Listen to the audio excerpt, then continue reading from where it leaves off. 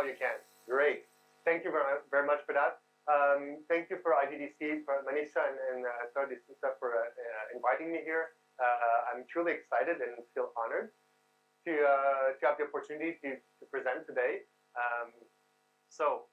What to expect of this presentation? My objective is to show how we work on creating worlds and immersive worlds in Assassin's Creed, and how that ultimately led to New Horizons, which are the educational aspects of what we develop, and museum partnership. So, in terms, what I aim to show you today is that if you put in the efforts, it's worth it, and do it. I'm gonna take the full 45 minutes. But if you ever have questions after the next talk, I'll be here. I'll be available in the lobby if you want to chat. I'm really happy to do so. All right. So without further ado, let's get started. So I'm Maxime. Hi everyone. I come from Montreal in Canada. I'm a history graduate. I graduated in 2010. I used to be a museum guide when I was a student. And at Ubisoft, previously, I was hired as a historian at first, so really as a historian consultant for Assassin's Creed. And then I moved into a production coordinator role, and then I mixed both of them. And today I'm actually on the remake of Prince of Persia: The Sands of Time, which was originally released in 2003. And I'm a very fortunate and lucky person. I can never get enough. All right, so I'm gonna state things that you may be familiar with, but just for the sake of everyone's comprehension, Assassin's Creed is an action-adventure game that was originally released in 2007 in Montreal, and it's a game where we impersonate different characters, mostly fictive characters, and we just have fun playing around, basically. And what we are interested in is using historical moments, pivotal moments of mankind's history, and immerse players into these environments. And so we can play with different time periods, different eras. We can really navigate, I'd say, through time. I put it in quotes, and I'll explain why later on. And so it has grown into a full-fledged franchise with the novels, books, art books, film, movies, magazines. I mean, we even have concerts right now that are ongoing around the world. Maybe it's better if I step out. I don't need a microphone anyway. And so, how do we go about creating these worlds? So this is truly from my perspective. Of course, I'm representing one person out of hundreds, not thousands of developers who have worked on various games. So this is through my lens, but I'll be trying to help to make sense out of the examples here. So, are there any history graduates or students here? Oh, all right, thank you. So this is my representation of how we perceive history, how we know history. It's a huge puzzle box. We don't have the cover art. We have few pieces. We actually don't know how many pieces we have. We don't know how many pieces are missing, and we definitely don't have the big picture. Yep. Okay. But when it comes to games like Assassin's Creed or historical immersion games, you have to abide by the fact that it's fictitious. We make this feel real and whole, and so once we start agreeing with this, then it's more easy to enjoy the actual game, at least as historians, because then we accept the fact that it's fiction.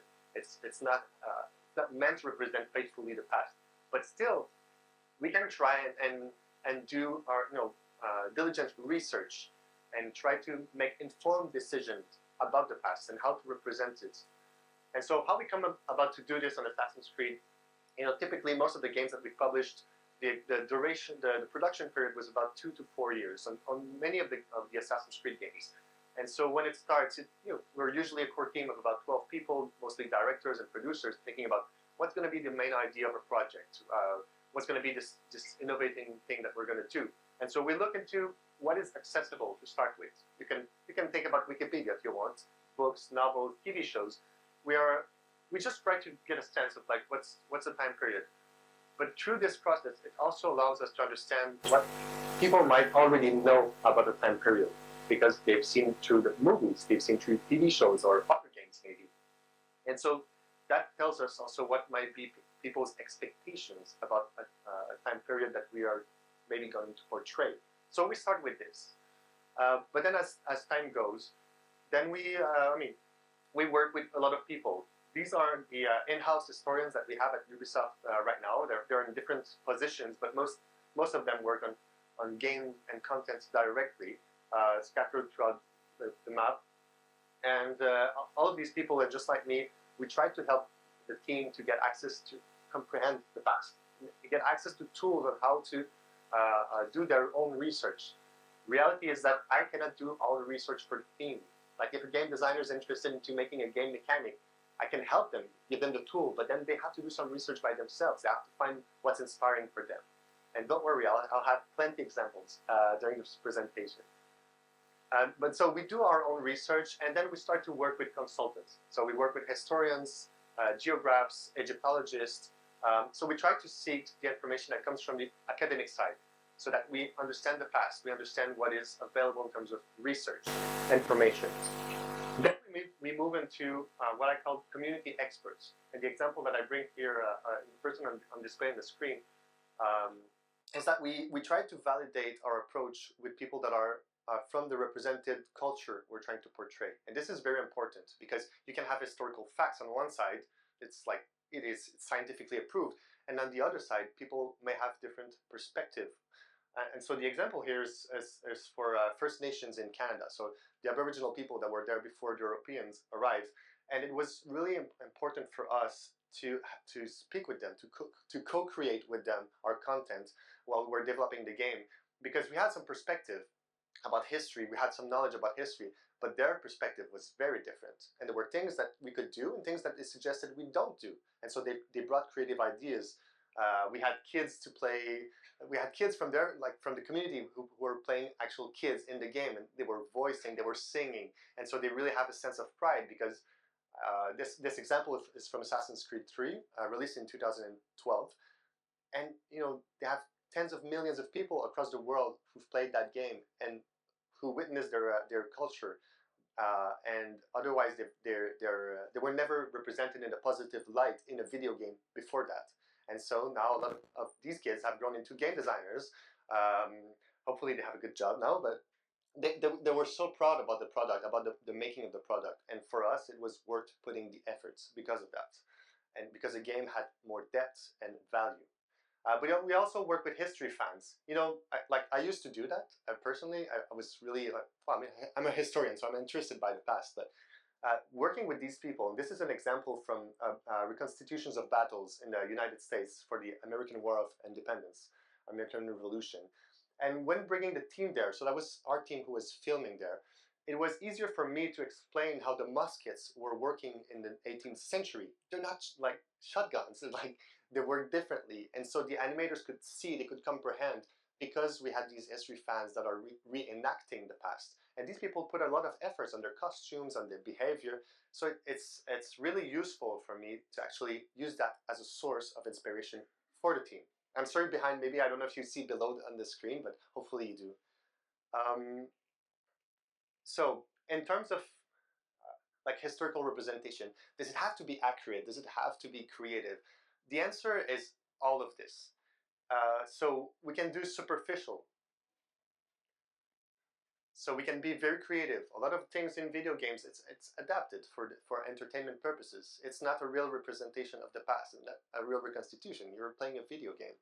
So a lot of content in the game is like this.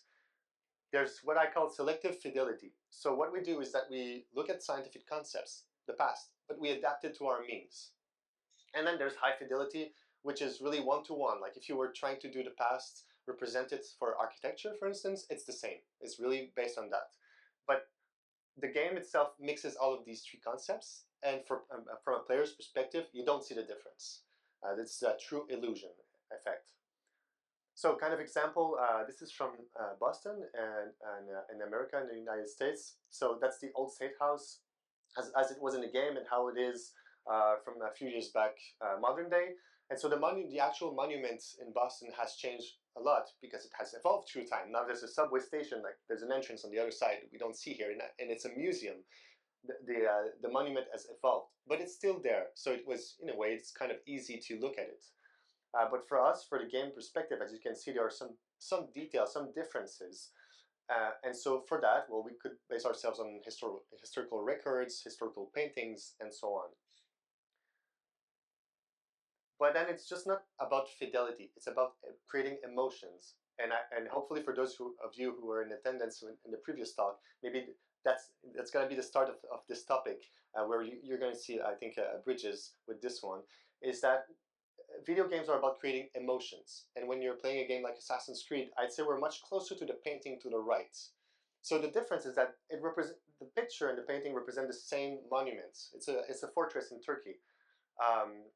And we know that Carlo Bossoli, so the painter on the right, he did go to that fortress. He went there. He knew the dimensions. He knew this is what it looked like. Yet he still decided to portray it in the way that we see in the painting, because it brings a lot of drama, a lot of value. We see the height it's played with, the lighting. It's so dramatic. And whereas with the touristic picture, well, it's a beautiful day, but we don't know anything about this picture. It doesn't tell us anything. And so the game, I'd say, is, at least with Assassin's Creed, we're much closer to the painting in terms of interpretation than we are to the picture, although we do have to be based on this one to understand the other one. Okay, now I need your help. I know the answer, of course, but one of them is the real Sainte-Chapelle in Paris. So it's a monument that we had in Assassin's Creed Unity. The other one is, the real one is based in Paris, and the other one is in Assassin's Creed Unity. And so I'm going to need you to define which one is which. So if you believe the real Sainte-Chapelle in Paris is the one to the left, please raise your hand now. Thank you very much. If you believe the real Sainte-Chapelle is the one to the right, please raise your hand. So mixed reaction, but I think we fooled you again. The real Sainte-Chapelle is the one to the left. To the right, this is the game's version. And so when you look at it, it's very hard to tell. They resemble themselves a lot, but on the left, the glasswork, the windows have been made by hand, so each of them are unique. Well, as to the right, you can see some patterns when you look at it. I mean, we cannot, when you think about this monument, it's based off in a city in Assassin's Creed Unity. It's Paris. It's huge. We cannot reproduce every detail. Like, humanly, we cannot do that. Like, physically on the disk space, the performance issues would be tremendous. So we have to make it feel like the illusion is real. And there's also, I don't think, do I have a clicker, a pointer? Yeah, we cannot see it on screen, but there's like a pole there where the assassins can actually travel and jump. You don't need that in reality for certain. So that's the kind of true illusion that we're trying to reach for, and when we're looking for fidelity. This one rings differently nowadays, at least it's since 15th of April 2019. But when we made the Assassin's Creed version in Unity that was released in 2014, we decided creatively to put the spire on top of Notre Dame in the middle, so that part. And so that's the part that burned down in 2019 and is going to be rebuilt and open in 2 weeks from now, from today's talk. But to the right is a picture from the 19th century, before that spire was built. So basically what happened is that our game was set during the French Revolution, and during the French Revolution, the spire fell down. The original one fell down. And then 60 years later, the new one was built. But in the game's version, we have the spire, traveling in time. It's the one from 16 years after. But what we did is that we were testing with players their perception, and when we were showing them the version in the game without the spire, they did not recognize the monument. And it's one of the most, if not the most, visited monument in the world today. And so that perception from players was important for us. We were aware that it was not historically accurate to have the spire there. But there's and it's the highest landmark in the city for us. So it made a lot of sense in terms of game design, but also as an educated historical choice. But these are questions to debate. We make the research, and then we think, like, what's the best outcome? And in this case, we decided to go with it. And ultimately, well, it led to a new chapter in the history of the monument. So I'm going to walk through another example of creating Boston in this case. So this is a map from the 18th century of this city. Has anyone been to Boston, just by any chance? Great, great, great. There's one striking feature about Boston today compared to then is that you don't even see the sea, the ocean so much unless you go by the riverside. But it used to be an island, almost, and with very high tides. Actually, it was very dangerous. I tried to get that into the game, but didn't end up there. Like it's using the tides to kill people. But anyhow, so that was this island, and so when you compare it to today, like all the parts in blue. Sorry, that was my Photoshop art, historian art. The Photoshop in blue is like what the difference between today and then. And so we look at the history of how the city evolved, changed. The fact that it had mountains. There's like this area of Boston that's called Tremont. It had 3 mountains, but it's gone today. And so we try to understand that to make it into the game, looking again at paintings, various historical sources, and ultimately that's the game version that we had on the right compared to the historical maps.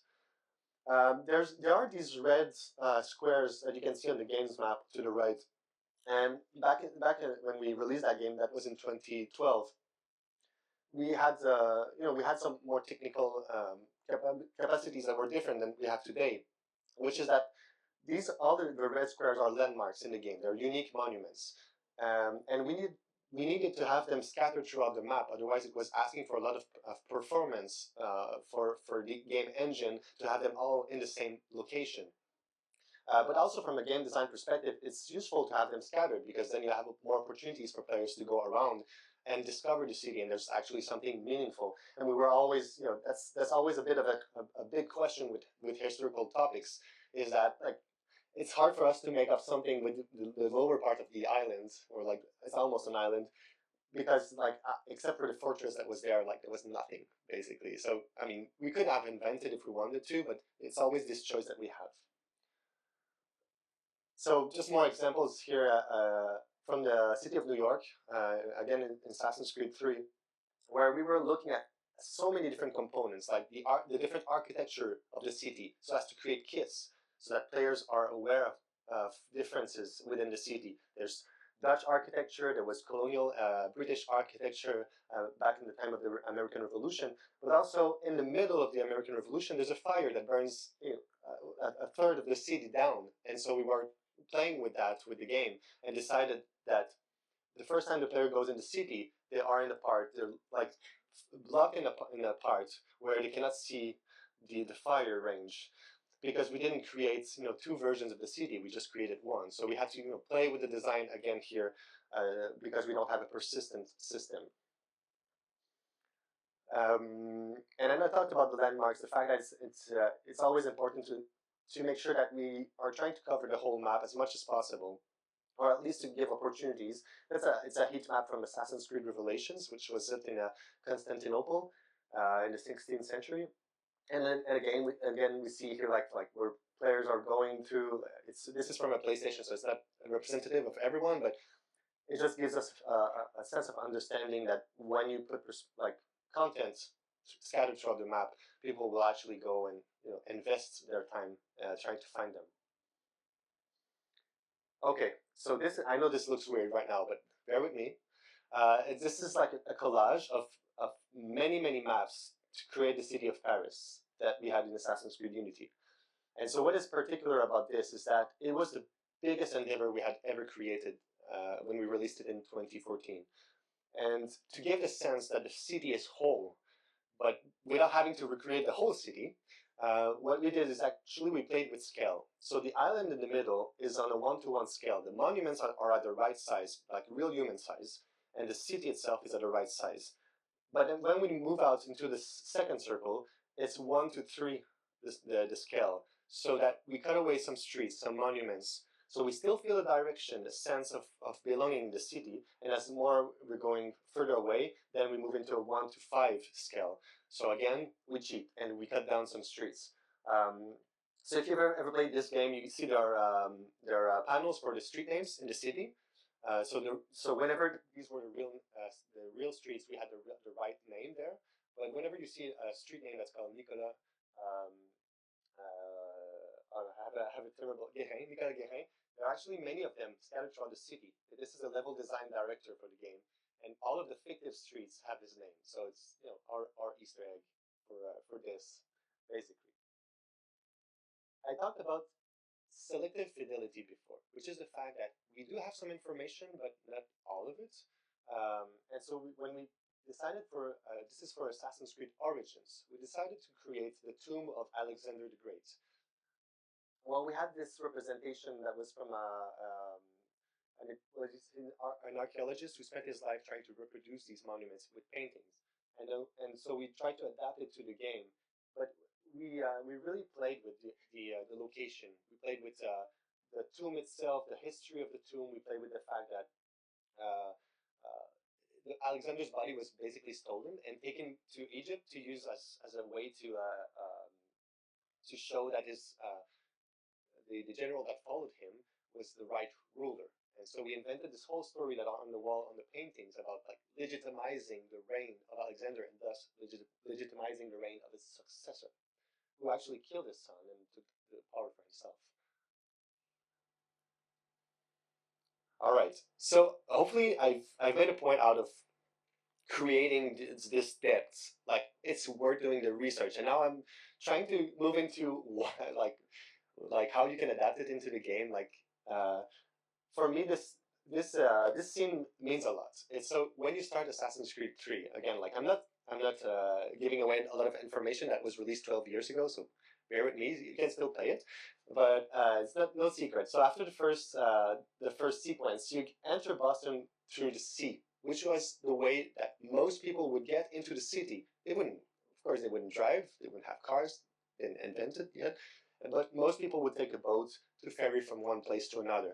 And so it was important for us to understand that when people arrived, they would arrive by the sea. And this is how we arrived on this long wharf in Boston. And this was driving our decision making. And then it was the first game where we had this whole sailing system that went on and become Assassin's Creed Black Flag, with very successful game. And when we were creating the naval system, well, we like I don't know if some people sail here. I do. It's very complex to sail, and especially on a ship like this, like with hundreds of people, the chain of command it's big. So somebody like when you want to go forward and turn left and turn right, you have a chain of command.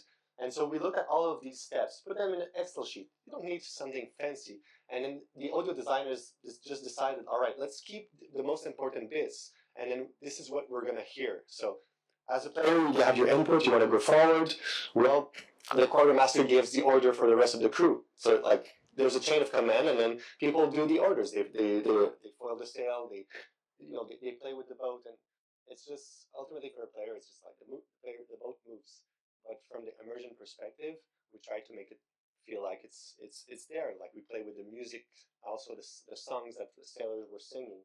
So we're simplifying a mechanism like that was very complex into something that's easy, and it happens in a click of a second. When I think about weapons, this has been a challenge for me as a historian because this is taken from Assassin's Creed Unity. We wanted to offer player customization, which we didn't have before as much in the game. Like we just opened for so many customization. And so my thinking with this is that any weapon that existed in the time period or that existed before the time period could have made its way into the player's hands, even if it was 1,000 years old. It wasn't like most logic thing, but it made sense. It was there. Like if it belongs in museums today, it was invented there. So we created all of we looked at all these weapon styles, various fighting styles that could help to customize the character. But this is again based off from the research that we were doing. For archetypes, enemy archetypes, this is from Assassin's Creed 3. We looked at all the different ways in which the military system was working, the fighting system was working. And so there's one very interesting example to the left. It was with the drummers. So drummers in the 18th century, they were giving the beats. They were basically, giving the orders that were relayed. They were relaying the orders that were given by their commander, and then the soldiers would follow these orders. They would follow the drum, And so we thought, like, this guy is basically a snitch. He's the one like who's gonna call reinforcements. But in reality, in real life, these were kids, and in a game like Assassin's Creed, it didn't make much sense to kill kids. So they become adults, like the same size as the others, but we adapted so that we still kept the spirit of the character, but then we kept the design and adapted it for our audience. But games are not just about monuments, they're not just about gameplay, they're also about the crowd. And there's always one thing that of course, I find funny is that the main character of our games are supposed to be assassins and hidden, and yet they're the only recognizable feature out of the whole crowd. They're so iconic. Like if they would be here, it would be the only person we would see in the crowd. It would be the assassin. And the logic there, except for Altair, the first one, but the logic there is really that there's a question of embodiment, of character embodiment, and with the franchise, I think many designers just decided that let's go with a character that people would like to play as, rather than choosing a character that is really hidden, like very very well hidden. And then of course there's a question of customization and preference for games that are closer to us today. But yeah, this is to be thought of. But even for historical characters, so this is from Assassin's Creed 3 again. Like we had these three characters. I'm sorry, I'll go back. Charles Lee, Benjamin Franklin, and George Washington. They're like historical figures. They're well known. They have these paintings. People know of them. Sometimes we've heard them, which I find very curious. So we know what they look like. We know they have very high fidelity representations. But within the game, we wanted for them to stand out. So you can see this shoulder, the cape over George Washington. The hat is a little bit different. Charles Lee also has a different way to distinguish himself from the rest of the crowd. But again, it's a design choice rather than a historical choice, so that it can stand out compared to the rest of the crowd, and you can see them. You can see them very quickly in the crowd when you're looking for them because you have a mission target, for instance. Okay, reverse engineering for Wall Street in New York. So what we did when we look at the scene from the game, what we did was basically look at the architecture. In this case, much of the Dutch architecture that was in New York doesn't exist anymore. So we looked into comparable sources. We looked at lithographs, the one in the top in the middle, for the ruin of the church that burned down, Trinity Church that burned down.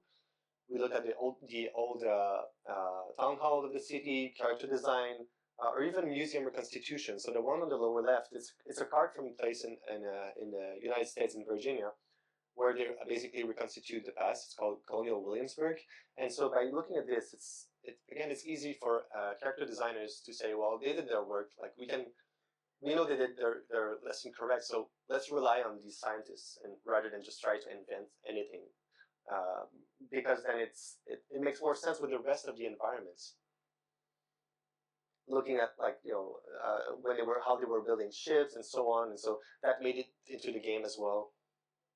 Printing was so very important, a key component for the time period that we were trying to represent. So it made sense to look at printing shops and try to reproduce them in the game. So I'm still looking at the time and trying to make sure that we will get to the end, but bear with me. It's also about crowds. In a game, of course, when we're traveling around, we're basically looking for our next target. We're climbing monuments. We're not always stopping and waiting to look at all the details in the game. But still, for us as designers, it's important to look at some of the historical sources, and then we define a set of how many animations and crowd life archetypes we can create. We simplify the animations so that we don't see.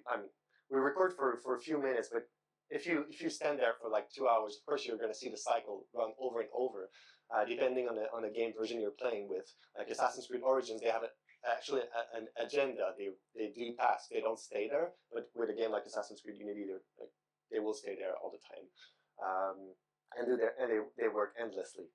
But still, all of this can be researched. It can be made. It can be recreated, and it makes the world living and breathing.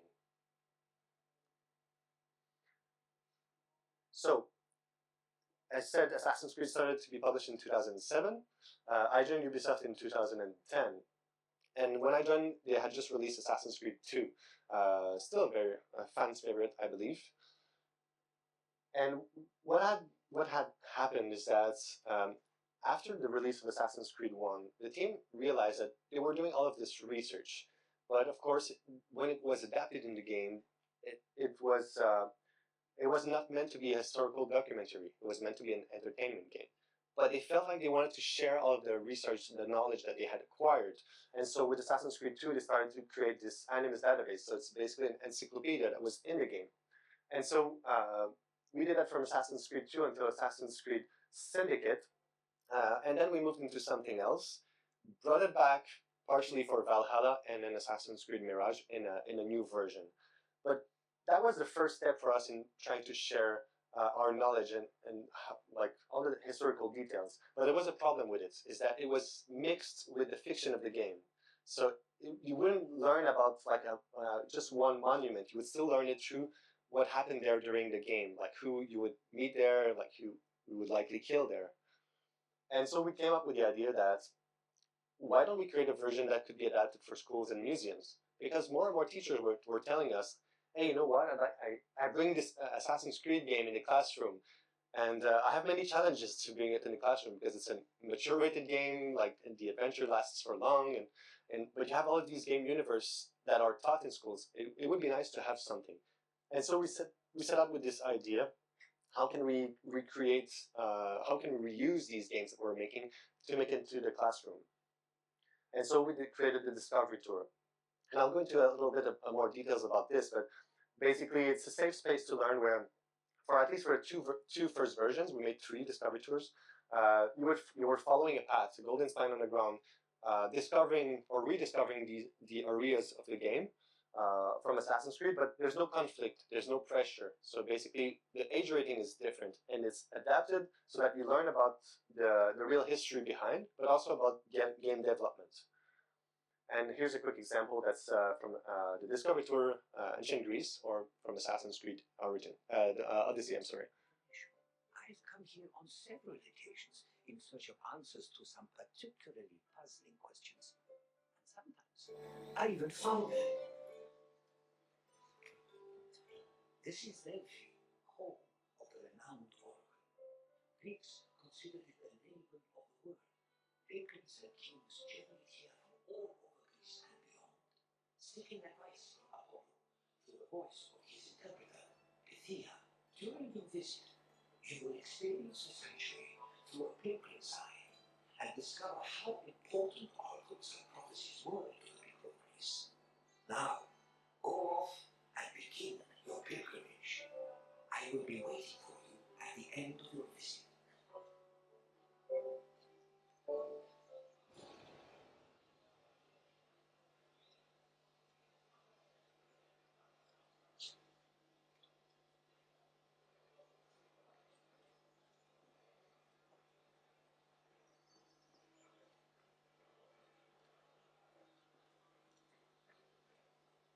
On their journey to the Temple of Apollo, pilgrims walked this sacred path up Mount Dionysus.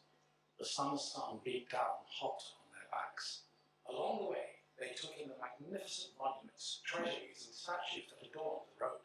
These landmarks were tokens of people's reverence for the oracle's benevolence. All were dedicated to Apollo, and most were offered by cities to commemorate military victories. The monuments represented not only their donors' piety, but also their power and wealth.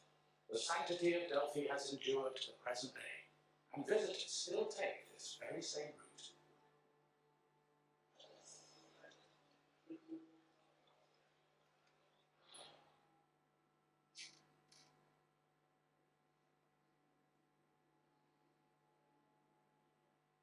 Okay, I'm going to cut it from here, just for sake of time, to make sure that we have enough time to cover the rest.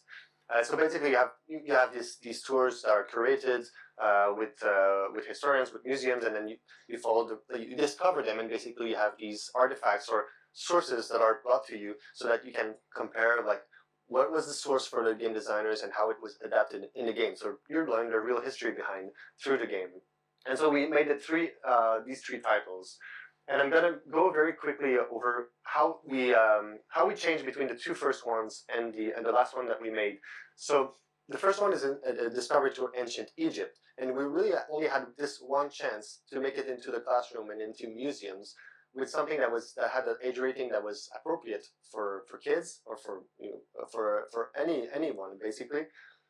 So we made it into something that was formatted to look like a more traditional school way of teaching, which is a bit of a passive approach. Well, you can still climb over, you go everywhere. You can play as a child, as an adult, as a man, as a woman.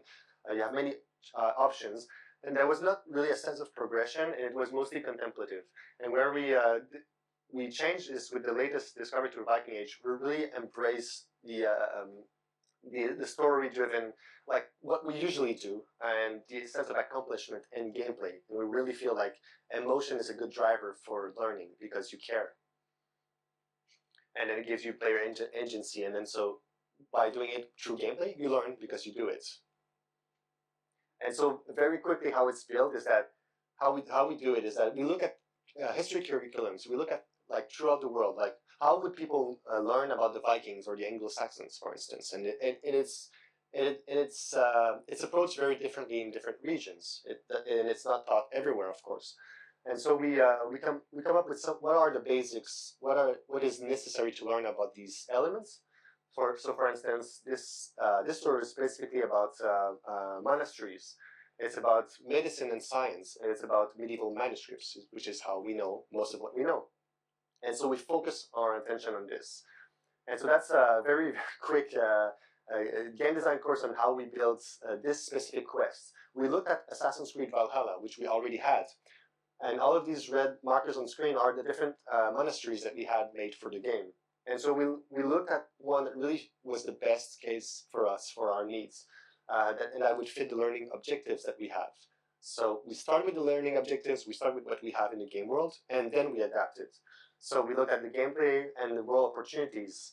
For instance, we knew that the monastery was built with all of these rooms, so it allowed us to create a scenario, for instance, with the scriptorium, the hospital, the kitchen and chapel.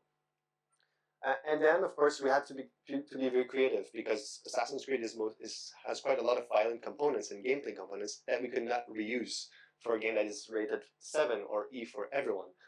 And then we look at the technical constraints. Most of these tours are under 20 minutes, because in a classroom setting, you don't have more than that to play a game. By the time people get into the room, they forget the password, there's a technical issue, whatever the reason, and then you need time for the teacher to actually engage with the students. So you cannot make the lesson last for 1 hour. So in 20 minutes, you have to convey all of the information that you're trying to convey. So it's a lot about creativity, but it's also about something that, I mean, we all do in game design and game making process is to test all the time. So we test, of course, for user experience, but we also test on the scientific side.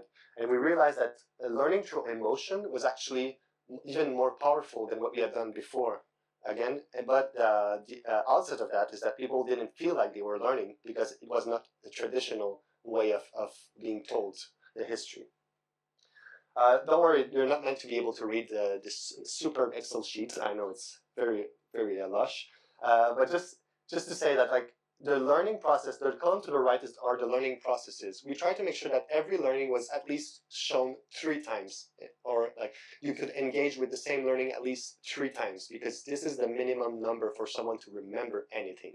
Yeah, and any video game does it, like through tutorialization, but it's the same with when we want to do a more serious game. All right, so I'm gonna skip some of these slides, but you've seen them in the video, or I've mentioned them, which is that we brought in a lot of artifacts from museums. Sometimes we even put them in the game, and we make sure that there was access to the actual information regarding all of these artifacts. So if you go to a museum after that, you can learn all about it for real, or you can see the real thing. The blue markers in the Discovery Tour are all about game-making processes. So this is to foster critical thinking, because when people play Assassin's Creed, they don't realize what is true and what is not true. So it has always been a good challenge for us, and this is what we do through these. But also there's a lot of a lot of people want to know how to make video games and they don't know. And we thought this is a nice first step to learn. For instance, with sound design, like all of these textures that you see on the top of the screen are are reactions that the gamer will produce, and we thought it's very interesting. And sound designers always have the opportunity, unlike creative directors, to present their work. Or some of them are very shy also. So we try to do that for them, and then we reward players for their journey across the game. I'm gonna go across this very fast because I want to go to this bit before leading you on this. Is the fact to co-create with educators all the way. If you want to do a learning game, it's essential to understand their perspective, their needs, to understand that they have various needs that are very different. For instance, with Discovery Tour, either it's the teacher that's playing in front of the classroom, either it's just they're projecting a video recording that's on YouTube. Maybe it's actually students who are playing. If it's in a classroom, maybe it's one student per computer, maybe it's 4, maybe it's 20 or 40. We have to try to consider that these are all options, and so we're co-creating with teachers and learning specialists has been always key. And there's another cross section with the previous speaker, Matthew Farber. We collaborated with McGill University in Montreal and with Robin Sharma, who's here in New Delhi, who's a specialist in learning. And so we create these curriculum guides that are available for free online. And this also is essential for any educational video game. You cannot produce a tool without providing the information on how to use it. You're not saying to the teachers, this is how you must do it. It's just to give them a sense of what they can get in it, how to approach it, Q&A and so on, technical specifications. All right, skip. I'm sorry for that. All right. Very last example is that all of these partnerships we made, when people played game, they went into the museum after, and this is still ongoing in many countries. And again, this is like why it matters. You put in the effort, people play the game, it's successful, and then you could create these collaborations. People will go to the museum because they played the game and they care. And if there's one last takeaway, this is the one that I really want you to go back with, is put in the efforts. It's really worth it. And thank you so much for the time and for your attention.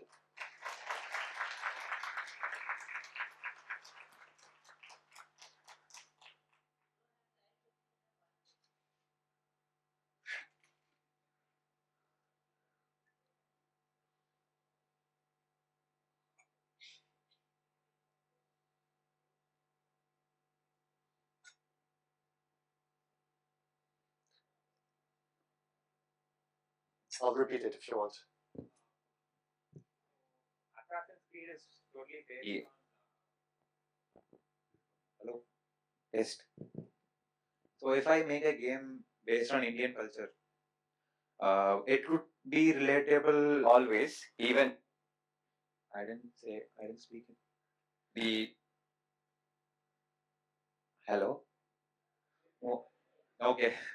So I did I don't know it's okay fine.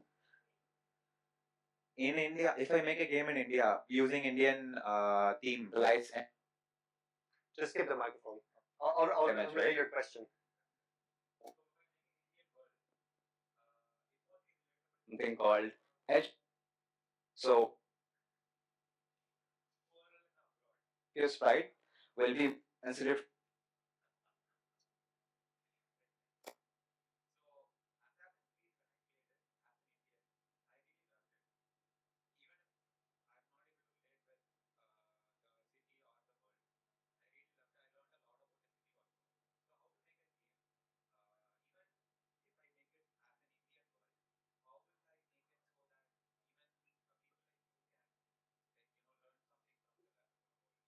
Okay, thank you. I'll relay the question also for the recording. If a game was made about Indian history, how could it be adapted to appeal to a worldwide audience? Correct. I have some knowledge about Indian history, but maybe not sufficient to answer fully the question. But I generally feel like it's have such a rich culture. various landscapes, monuments, such a so many rich elements. I think what you want to do is, if you ever want to create a game like this, let's say, you want to put it down in paper in some ways, map it, and define like what is important for you. Like, is it what kind of story you want to tell first, and then let's say you want to create a 3D immersion with world. When then look at the different landmarks, what happens, historical events, key characters, and then of course, well, work with consultants on both on the Indian side, but also on the other audiences that you're trying to reach, and test. Like, do they understand what you're trying to tell them? How do they perceive it? Because you might have knowledge in you that you may think people already know that, and they don't. And I think people are genuinely interested to learn about new cultures. So, I mean, I can only encourage you. I still look forward to see a game like Assassin's Creed. It is, with an Indian setting in its full. We do have Chronicles, but it's not, not fully fledged. So yeah, it's I strongly encourage like anyone to do that. I really look forward to that, and thank you for your question and attention, everyone. Thank you.